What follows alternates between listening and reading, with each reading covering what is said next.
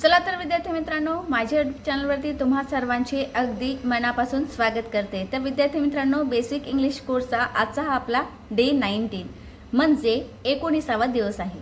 आणि या व्हिडिओमध्ये आज आपण एक सिच्युएशन अशी पाहणार आहोत की रस्ता विचारताना म्हणजे डायरेक्शन, आस्किंग फॉर डायरेक्शन, रस्ता विचारताना आपण कोणत्या पद्धतीने इंग्लिश सेंटेन्स वापरावे, कशा पद्धतीने आपण इंग्लिश बोलावी हे आपण या व्हिडिओमध्ये पाहणार आहोत। तर व्हिडिओ खूप महत्त्वपूर्ण आणि इंटरेस्टिंग होणार आहे, तर व्हिडिओ स्किप करायचा नाही आहे, पूर्ण व्हिडिओ पाहायचा आहे। आणि हो, चॅनलवरती जर नवीन असेल तर चॅनलला सबस्क्राइब नक्कीच करून घ्यायचं आहे। बघा विद्यार्थी मित्रांनो, की आपण एखाद्या वेळेस बाहेर निघतो आणि आपण कुठेतरी जात असतो आणि अशा वेळेस आपल्याला काही डायरेक्शन्स हे माहिती नसतात आणि रस्ता विचारताना आपल्याला त्या ठिकाणी म्हणजे एखाद्या व्यक्तीशी जर आपण रस्ता विचारताना इंग्लिशमध्ये आपल्याला बोलायचं असेल तर आपण कशा पद्धतीने इंग्लिश बोलावी ते आपण या ठिकाणी पाहून घेऊया। अतिशय सोप्या पद्धतीने या ठिकाणी आपण पाहून घेणार आहोत, जास्त कठीण सेंटेन्सेस या व्हिडिओमध्ये मी घेतलेले नाही आहेत, म्हणजे आपण एकदम बेसिक पासून या ठिकाणी या व्हिडिओमध्ये आपण पाहणार आहोत। तर सर्वात प्रथम की समजा तुम्ही बस स्टॉपवरती आहात किंवा एखाद्या ठिकाणी तुम्ही आहात आणि तुम्हाला जर विचारायचा असेल प्रश्न की कोणता रस्ता कुठे जातो किंवा तुम्हाला जिथे जायचं असेल त्याविषयी प्रश्न विचारायचा असेल, मग तुम्ही सर्वात प्रथम म्हणणार एक्सक्यूज मी म्हणजे माफ करा, एक्सक्यूज मी म्हणजे माफ करा। त्याच्यानंतर कॅन यू हेल्प मी, तुम्ही मला मदत करू शकता का, अशा पद्धतीचा प्रश्न आपल्याला विचारता येतो, तुम्ही मला मदत करू शकता का। त्याच्यानंतर पुढचा सेंटेन्स आहे where is the bus stop, where is the bus stop. जर तुम्हाला असं विचारायचं असेल की बस स्टॉप कुठे आहे तर तुम्ही सेंटेन्स या ठिकाणी वापरायचं आहे where is the bus stop. ठीक आहे, आपण कसं बोलणार, where is the bus stop, bus stop कुठे आहे। त्याच्यानंतर where is the railway station, जर तुम्हाला बस स्टॉप नाही तर रेल्वे स्टेशन विचारायचं असेल तर या ठिकाणी तुम्ही विचारू शकता रेल्वे स्टेशन कुठे आहे, where is the railway station, where is the railway station, station कुठे आहे।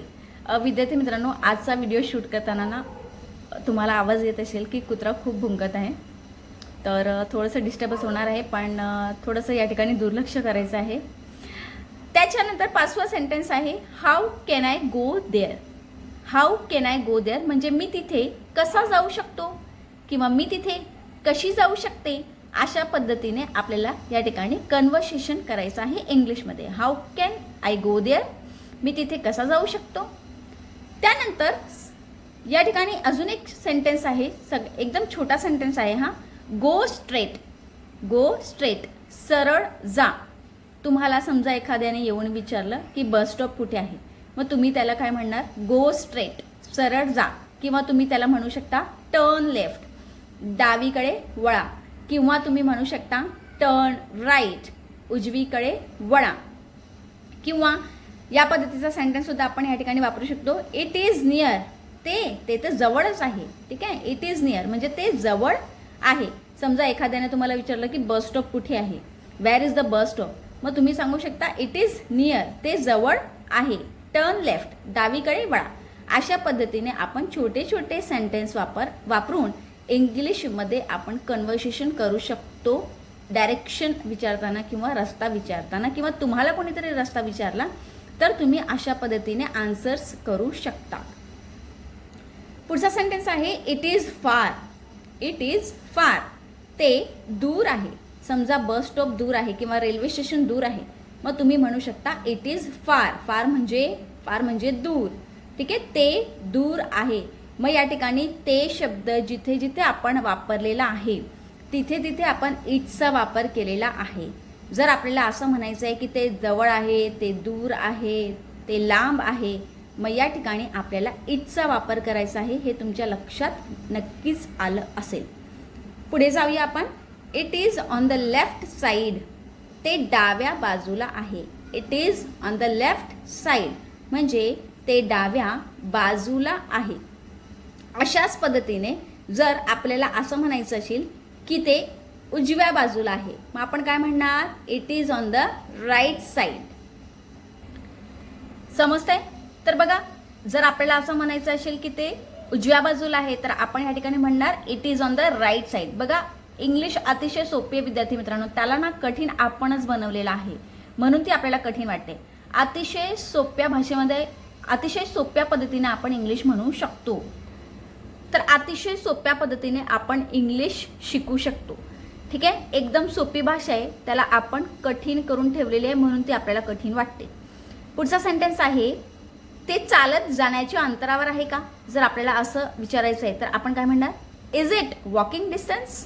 Is it walking distance? ते चालत जाण्याच्या अंतरावर आहे का? अशा पद्धतीने आपण विचारू शकतो. पुढचा सेंटेन्स आहे, टेक अ रिक्षा, म्हणजे रिक्षा घ्या. ठीक आहे, आपण सांगतो ना, अरे रिक्षा घे, मग टेक अ रिक्षा, रिक्षा घ्या. त्याच पद्धतीने टेक अ बस, बस घ्या. त्याच्यानंतर आहे, how much time will it take? किती वेळ लागेल? समजा इथून जर तुम्हाला रेल्वे स्टेशनपर्यंत जायचं आहे, मग आपण विचारतो ना की किती वेळ लागेल इथून स्टेशनपर्यंत जायला. मग विचारायचं आहे, how much time will it take? किती वेळ लागेल? त्याच्यानंतर थँक्यू फॉर युअर हेल्प, मदत आता केलेली आहे, मग आपण त्याला काय म्हणणार? थँक्यू फॉर युअर हेल्प, तुमच्या मदतीबद्दल धन्यवाद, तुमच्या मदतीबद्दल धन्यवाद. आणि मग तो समोरचा व्यक्ती म्हणेल, यू आर वेलकम. किंवा एखाद्याने तुम्हाला जर रस्ता विचारला असेल तर तो तुम्हाला म्हणेल थँक्यू फॉर युअर हेल्प, मग तुम्हाला म्हणायचं आहे यू आर वेलकम. तर अशा पद्धतीने हे 18 सेंटेन्सेस आज आपण पाहिलेले आहेत. कशासाठी? की रस्ता विचारताना जे सेंटेन्स आपण यूज करू शकतो असे सर्व सेंटेन्सेस या ठिकाणी आपण या व्हिडिओमध्ये कव्हर करण्याचा प्रयत्न केलेला आहे. आता रस्ता विचारताना आपण कोणकोणते सेंटेन्सेस वापरावे ह्याची जर तुम्ही प्रॅक्टिस केली, ठीक आहे, हे सेंटेन्सेस जर तुम्ही स्क्रीनशॉट काढून ठेवले आणि हे सेंटेन्सेस तुम्ही डेली प्रॅक्टिसमध्ये आणलेत तर नक्कीच तुम्ही 30 डेजमध्ये 30 दिवसांमध्ये इंग्लिश बोलायला नक्कीच शिकाल विद्यार्थी मित्रांनो. ठीक आहे, परत एकदा सांगते, व्हिडिओ पाहिल्याने, फक्त व्हिडिओ बघून आणि ठेवून दिल्याने आपण इंग्लिश शिकणार नाही आहे. त्याला प्रॅक्टिसची गरज ही नक्कीच लागणार आहे. जोपर्यंत तुम्ही प्रॅक्टिस करत नाही, जोपर्यंत तुम्ही तुमच्या मेंदूला हे सांगत नाही की आपल्याला इंग्लिशमध्ये बोलायचं आहे, तोपर्यंत आपल्याला इंग्लिश बोलता येणार नाही. तर आशा करते विद्यार्थी मित्रांनो की हा व्हिडिओ तुम्हाला आवडला असेल आणि महत्त्वपूर्ण ठरला असेल. आणि अशाच पद्धतीने आपण आज आपला हा 19वा दिवस होता, अजून आपल्याकडे 10 दिवस आहेत, अजून आपल्याकडे 11 दिवस आहेत. तर असेच वेगवेगळे सिच्युएशन्स आणि त्या सिच्युएशनमध्ये आपल्याला छोटे छोटे कोणकोणते सेंटेन्स वापरता येतील, इंग्लिश बोलण्यासाठी आपल्याला महत्त्वपूर्ण ठरतील असे सगळे सेंटेन्सेस मी पुढच्या व्हिडिओमध्ये आणण्याचा नक्कीच प्रयत्न करणार आहे. तरी विद्यार्थी मित्रांनो, तुम्हाला कोणत्या सिच्युएशनवरती इंग्लिश सेंटेन्स हवे असतील, त्याचे अर्थ हवे असतील तर मला तुम्ही कॉमेंट बॉक्समध्ये नक्कीच सांगायचं आहे. मी नक्कीच त्या टॉपिकवरती किंवा त्या सिच्युएशनवरती व्हिडिओ बनवण्याचा प्रयत्न करणार आहे.